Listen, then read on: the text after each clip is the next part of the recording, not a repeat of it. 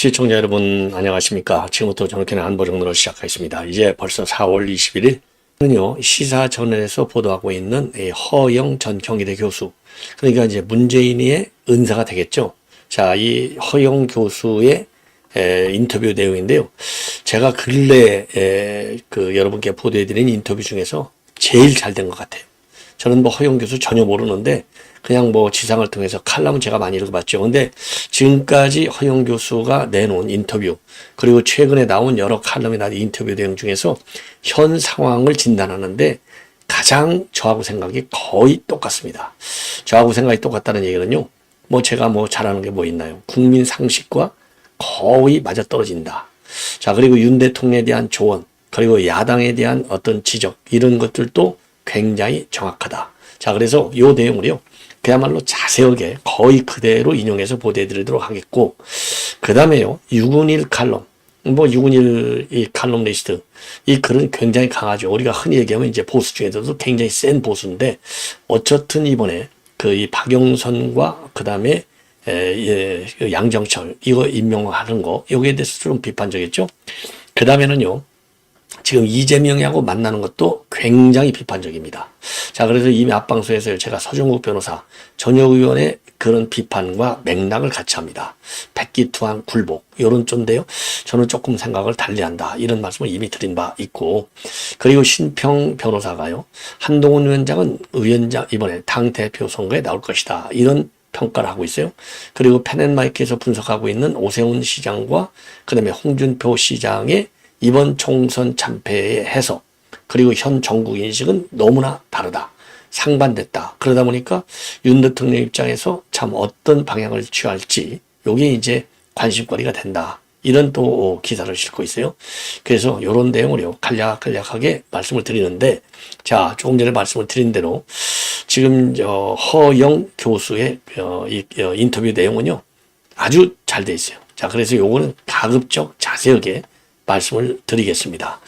자, 한마디로 얘기해서요, 자, 우선 윤석열 대통령의 어떤 그 소통 문제, 최소한도 매월 한 달에 한 번은 좋겠지만 그게 어려우면 분기별로 해서 1년에 4번 해서 불통이라는 이미지를 바꿔라.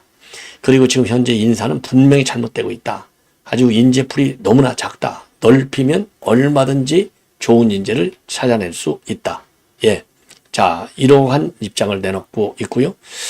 그리고요, 이제 본인의 과거, 정말 입각제의를 여러 차례 받았지만 학자로서 끝까지 남겠다, 이런 생각 때문에 전부 거절했다. 자, 그리고요, 지금 이제 이번에 이 박영선, 양정철 이렇게 이제 불러드리려고 했는데 이거는 잘못됐다.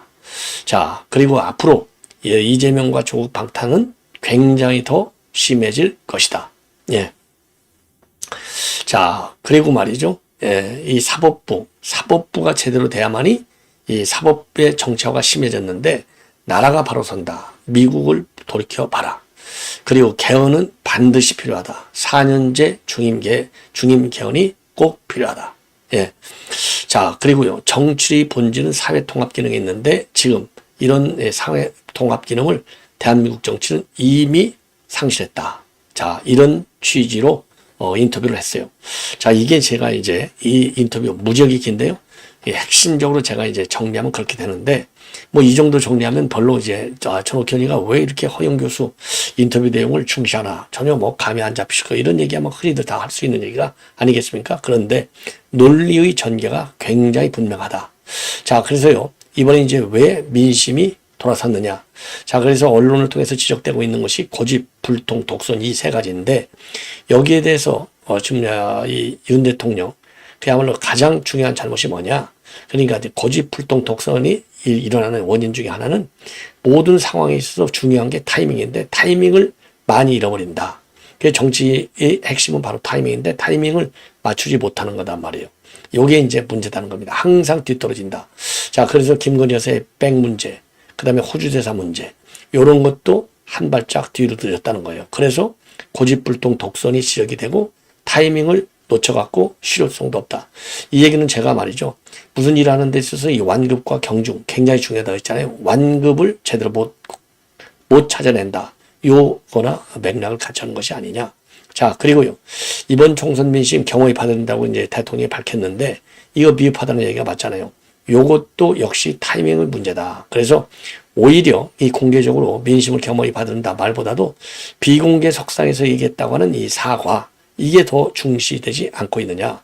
그러니까 이게 소통이 부족한 결정적 증거고, 그리고 소통 문제에 관해서는 인색하다는 비판이 많은데 임기 초만 하더라도 도스태핑 이거 잘한 것 같은데 어느 날 갑자기 이제 안 했으면은 최소한도 기자회견은 자주 해야 될 것이 아니냐. 자, 그래서 그때그때 이슈가 있을 때마다 하는 것이 제일 좋겠고, 한 달에 한 번, 그게 어려우면 최소한도 분기 한 번에서 4번 정도는 가져야 된다. 그러면 불통이라는 이미지도 사라질 것이다. 그리고 이번에 이재명이하고 만나게 됐다는 거. 윤석열 대통령이 이제 검찰 출신이 되고 야당 대표가 이제 범죄 피고인 신분이기 때문에 대통령 입장에서 좀 만나지 않겠다고 하는 거 이해가 간다는 겁니다. 만난다? 그러면 검찰이나 사법부에 잘못된 시그널을 줄 수 있다는 것이죠. 자, 그런데 이번에는 이제 참패를 해서 만난다? 역시 잘못된 시그널을 줄 수 있다는 겁니다. 그리고 본인은요, 자유민주국가에서 영수회담이라는 표현은 맞지도 않다. 왜? 대통령은 행정부 수반이고 국회를 대표하는 건 국회의장하고 여야 대표인데 대통령과 여야 대표가 함께 만나서 국정을 논의하는 자리는 반드시 필요하다. 그런데 여당도 그래서 빨리 새로운 지도부를 구성해서 대통령이 그런 기회를 가질 수 있도록 하는 것이 책임 있는 자세다. 자, 그리고요. 지금 이제 윤 대통령의 중요한 과제가 이제 인사쇄신인데 이건 박영선하고 양정철 이런 거를 거론했는 거 이와 관련해서는요. 아무리 총선에서 패배했다고 하더라도 야당 인사 발탁이라고 하는 것은 국정쇄신에 별로 도움이 되지 않는다. 총리 비서실장은 대통령하고 같은 정책 방향을 갖고 있어야 된다. 반대 방향에 있는 사람 굳이 불러들일 필요 없다. 인재풀을 넓히면 얼마든지 좋은 인재가 우리에는 많다. 자, 그래서 각계각층으로부터 추천을 받아서 유능한 인재들을 넓게 써라. 예, 넓게 써라. 그래서 대통령 철학은 따르지만은 할 말은 하고 유능한 인재들 엄청나게 많다. 이 얘기는요, 제가 말씀드렸잖아요. 아니, 박영선이나 양정철이는 대통령의 정책 방향하고 정반대점에 있는 사람인데 이게 어떻게 협치가 가능하고 어떻게 이런 사람을 정권에 불러들일 수 있느냐? 저도 반대했지 않습니까? 생각이 비슷한 것 같아요. 자, 그리고 인사 스타일, 검찰공화이라고 비판하는데 맞다. 이거는 그러니까 야당이 지어낸 프레임이라고도 생각하는데 그걸 떠나서 지금 윤 대통령이 한 인사를 보면 인재풀이 매우 좁은 건 사실이다. 풀을 넓혀라. 삼고초려 해서라도. 그래야 인적쇄신이 된다. 그리고 앞으로 지금 22대 국가에서는 조국과 이재명에 대한 방탄 이거 커질 수밖에 없을 것이다. 자, 그리고 이제 그러다 보니까 지금 이제 22대 국회에서도 그동안에 입법부하고 그러니까 이제 행정부와 이제 충돌이 많았는데 22대 국회도 아마는 더 심해질 것이다. 왜?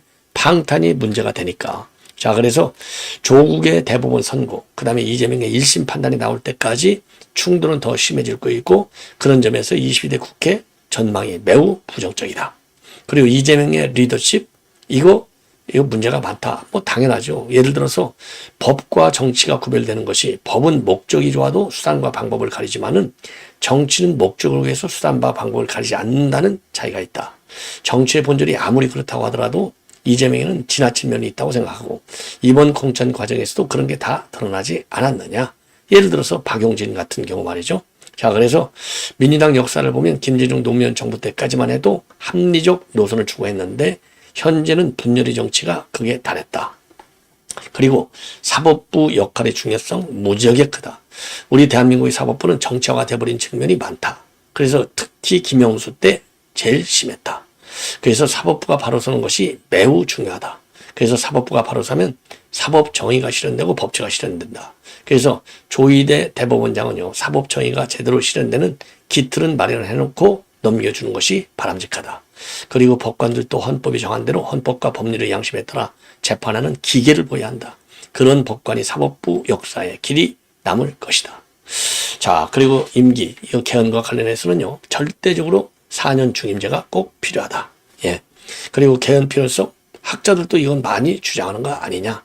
다만, 지금의 정치 상황에서는 개헌이 시기적으로 맞지 않는 것 같다. 그리고 정치의 본질은 사회 통합에 있는데 아직은 그런 게 전혀 없는 것 같다. 예, 그게 아쉽다. 이런 얘기를 하고 있어요. 자, 그리고 지금 우리 사회가 적대시하는 풍토가 굉장히 강하다. 이 사회 분열 현상이 굉장히 심하다.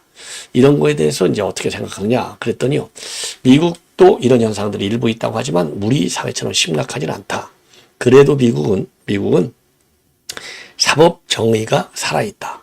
예, 사법 정의가 살아있고, 그리고 이제 그러다 보니까 트럼프도 현재 재판을 받고 있지 않느냐. 그래서 양극화가 미국이 아무리 심각해도 미국 사회에서는 사회 질서가 유지가 되고, 싱가포르라고 하는 작은 나라가 부강하게 된 것 또한 준법 정신을 강조했기 때문이다. 정치가 사법부가 그런 정신을 가져야 된다. 좌든 우든 누구든지 죄를 범하면 용서하지 않는다. 그래야 사회가 통합이 된다. 그렇게 되지 않으면 우리 사회는 영원히 갈라지게 된다. 그리고 이게 사법부가 정신을 바짝 차려야 돼요. 그래서 조국이는 법정 구속을 안 하는데 신자유연대 김상진 대표는 구속했지 않습니까? 이게 얼마나 심각합니까? 그래서 정치의 본질은 사회 통합이고 우리는 정치가 사회를 더 분열시키고 있으니 이런 아이러니가 어디 있나 싶다. 그러니 정치는 실종이 되고 정치 방탄만 남은 것이다. 그리고 이제 학계 원로로서 당부하고 싶은 말씀이 있다면 민주시민이 없는 곳에는 민주주의는 없다라고 하는 것은 하나의 명언이다. 우리 국민들도 과연 내가 민주시민인가? 각자가 한번 자기 스스로를 되돌아볼 필요가 있다. 정권이 싫고 조건을 떠나서 내가 민주시민으로서 올바른 도덕관을 갖고 있느냐? 이걸 국민의 한 사람이 성찰하는 그런 시간이 꼭 필요하다고 말하고 싶다. 아주 제가 보기에는요, 감동적입니다. 지금 인터뷰 내용도 말이죠. 그래서 제가 굉장히 자세하게 말씀을 드렸어요. 자, 이번에는요, 지금 뉴스 준비한 게 많은데, 우선요, 신평 변호사, 한동훈 위원장이 지금 당대표에 출마할 것이다. 예. 자, 그리고요, 만약에 전당대회가 개최되면 한동훈 위원장에게 경쟁자가 될 사람은 없다. 자, 그래서 지금 이제 이 총선을 통해서 친한 조직으로 바꾼 거 아니냐. 그래서 이제 반윤을 표방하게 될 것이다. 이런 입장을 내놓고 있어요. 자, 그래서 이제 이 신 변호사가 지금 페북에 내놓은 글을 보면은요, 총선 참패의 결과를 아는 사람이 그 직후에 열리는 전당대회에 나가서 당 대표가 될 수 있는가, 이런 지식층의 식자층의 여론이 부담이 있긴 하다. 그러나 보선에서 그래서 국회의원으로 나갈 것이라는 말도 있음에도 불구하고 당 대표 출마를 강행할 것으로 본다. 그러면서 말이죠, 지금 이제 한동훈 위원장이 장악한 방대한 전국적인 조직은 이를 관리 유지하기 위한 많은 조직책과 자금이 필요한데, 조직을 굴러가기 위해서 조직의 구성원들이 자신의 존재 근거를 찾기 위해서 그는 반드시 당 대표로 나가게 될 것이다. 왜냐하면 이번에 이제 친한 인사들이 많이 등판했다. 이런 얘기나 마찬가지죠. 예. 자, 그래서 이제 이번에 108승을 얻으면서 패배했지만은 그 원인을 한동훈 위원장의 대권을 의식한 멤버로 뽑고 있지만, 예. 그래도 한 위원장 주도로 지금 이번 공천이 끝났기 때문에 결국은 전당대회에 나갈 수 있는 이유가 된다는 것이죠. 예. 자, 그리고 말이죠. 대선을 거치면서 전국에 조직된 친윤석열 조직을 거의 친한동훈 조직으로 바꿔놨고, 나가서 그 조직은 지금 공공연하게 반윤석열을 표방하고 있다. 그래서 한동훈 위원장이 공천을 혼자 주도하며 자기 편이 될 수 있는 사람들을 후보로 심어놓았고, 이러한 전국적 조직이나 그에게 호의적인 당내 당협위원장, 국회의원들의 수를 고려하면 전당대회에서 경쟁자가 될 수 있는 사람은 아무도 없다. 그리고 당대표 출마를 막을 방법도 없고, 결론적으로 말하면 하나의 방법이 있다. 하지만 그것은 내가 밝히지 않겠다. 한동훈 위원장의 출마를 막을 수 있는 방법이 하나 있다는 거예요. 예. 자, 그리고요. 예, 그래서 지금 이제 출마를 기정사실처럼 이어가고 있어요. 자, 그러니까 이제 신평의 판단입니다. 자, 그런데요, 제가 보기에 이제 출마 가능성이 크다 작다, 저는 아직은 얘기하지 않겠습니다. 제가 보기에는요, 한동훈 위원장이 신중한 사람이기 때문에 여론의 추이를 볼 것이다. 그러나 정치는 계속한다고 누차 밝혀왔기 때문에 당대표 출마 여부와 관계없이 자기 잠룡으로서 가장 유력한 잠룡으로서의 역할과 그리고 정치 행보는 계속할 것이다. 이렇게 저는 판단이 됩니다. 예. 자, 이번에는요, 지금 이제 펜앤마이크에서 분석하고 있는 내용인데요. 오세훈 시장과 홍준표 시장의 이 목소리가 전혀 정반대라는 겁니다. 그래서 윤석열 대통령이 결단을 내리는데 하나의 원심력으로 작용할 가능성이 상당히 크다. 이런 결론을 내고 있어요. 그리고 나머지 잠룡들은 전반적으로 지금 침묵을 지키고 있다. 자, 그러면 이제 왜 이렇게 목소리가 다르냐? 홍준표는 연일 한동훈 네 책임이야. 윤석열 대통령 책임이 없어. 딱 이거고, 오세훈의 경우에는요, 우리 모두의 책임이야. 포괄적 책임론을 제기하고 있어요. 요게 가장 다른 것이죠. 그러면서 이제 오세훈의 경우는 한동훈 위원장이든 윤석열 대통령은 홍준표는 다르게 딱 찍어서 비판을 안 해요. 예, 요게 이제 가장 큰 차이인 거죠. 자, 그러면 제가 보기에 뭐 일일이 말씀드릴 필요가 없죠. 그래요. 홍준표는 뭐 너무나 잘 아시는 것이고, 그러면 오세훈의 경우에 지금 현 정부를 어떻게 인식하고 있느냐? 윤 대통령의 리더십, 그리고 불필요한 이점 논쟁, 이런 것들은 잘못됐다. 이런 것들이 이제 이번 실패의 원인으로 볼 수 있다. 이런 얘기는 또 하고 있습니다. 예. 그리고 이제 특히 윤 대통령의 리더십, 요 얘기를 또 많이 한다는 것이고, 그리고 또 이제 오세훈 시장의 이제 한동훈 위원장에 대한 비판은 지금 2조 심판론 이거 잘못됐다. 오히려 정권 심판론을 부추겨줬고, 그 정권 심판 안에 2조 심판론이 갇히게 돼서 별 영향가가 없었다.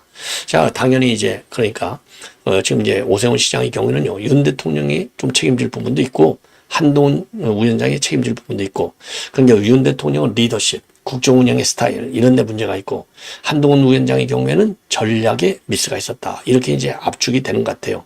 자, 그래서 지금 오세훈 시장은 핵심이 뭐냐? 홍준표의 핵심은 뭐예요? 한동훈 대표 선거에 나오지 말고 우리 당 근처 얼씬도 오지 말라는 거잖아요. 그러니까 뭐 당에서 내쫓아라 이 얘기나 마찬가지예요. 근데 이제 오세훈의 경우에는요, 여권 전체의 책임, 그리고 여권 전체의 근본적인 혁신을 요구하고 있어요. 자, 그리고 이제 그런 얘기를 하고 있고요. 그래서 지금 이제 이 한동훈 책임론으로 패배의 후유증을 털어내고 대통령 중으로 전국 주도권을 다시 회복해야 한다. 이게 이제 홍준표의 생각이고, 윤 대통령도 예외가 될 수 없다. 책임을 져야 될 부분은 분명히 있다. 그래서 전반적으로 모두가 책임을 져야 된다. 본인도 책임이 있다고 오세훈은 얘기했잖아요. 포괄적 책임론을 갖고 환골탈퇴한다. 이렇게 서로 의견이 맞서고 있습니다. 자, 그러다 보니까 지금 이제 윤 대통령에게는 이게 이 원심력으로 작용하는 부작용을 날 수 있다. 이런 우려를 제기하고 있는 겁니다. 자, 이 정도로 해서요, 지금 이제 오세훈과 홍준표의 달점인데, 이거는 그동안의 정치적인 환경이 다르고요, 현재의 전국에서의 위상도 좀 다르다. 자, 통상적으로 뭐 대구시장이 대통령 된 적이 있어요? 그 서울시장은 그래도 이명박 대통령 한 번 됐잖아요. 그리고 누가 보더라도 서울시장은 이 대권을 노리는 사람들이 가는 자리다. 이렇게 인식이 되어 있지 않습니까? 자, 그런데 지금 이제 차기 지도자 이 서열을 보면 지지율은 홍준표가 조금 더 높습니다. 자, 그런데 그러다 보니까요, 지지율이 높다 보니까 지지율이 지금 어떻든 간에 여권에서는 최근까지 나온 지지율을 보면은 한동훈 다음으로 2등을 갖고 있어요. 그리고 이제 공동 3등에 이제 오세훈, 안철수 이런 사람들이 쫙 이준석 깔려 있는 것이죠. 그러다 보니까 이제 차기 지도자 반열 1등 자리에 한동훈 바로 밑에서 홍준표가 2등이니까 1등 딱 한 명만 제끼면 되는 거예요. 다급해. 시간이 없다고 보는 거예요. 자, 그래서 이제 본인은 한동훈만 때리면 된다. 요 생각을 가지고 있고, 그 다음에 이제 홍준표의 큰 특징은 노이즈 마케팅도 마케팅이다. 도움이 된다. 이렇게 생각하는 거예요. 그래서 욕먹는 걸 알면서도 계속해서 때리는 것이고, 그리고 이제 그리고 또 홍준표의 경우에는 큰 정치적인 어려움 없이 나름대로 좀 하여튼 뭐 큰 자리들을 다 거쳐왔잖아요. 그러나 오세훈 같은 경우는 한번 망한 적이 있어요. 자, 망할 때 자칫하면 뭐 돌아올 수 없는 달이었는데 돌아왔어요. 그렇게 해서 이제 그런 이제 산전수전을 다 겪은 경험이 있다는 것이죠. 요런 점도 또 이렇게 대응 방식에서의 차별. 그 다음에는 이제 뭐 성격도 있겠고요. 그리고 이제 오세훈은 뿌리가 이제 호남 아닙니까? 그리고 이제 홍준표는 뿌리가 경남이에요. 영남. 자, 이런 지역적 특성에서 오는 정치적인 색깔의 차이. 이런 다양한 변수가 있을 것 같다. 이렇게 생각이 듭니다. 자, 이제 마지막으로 말이죠.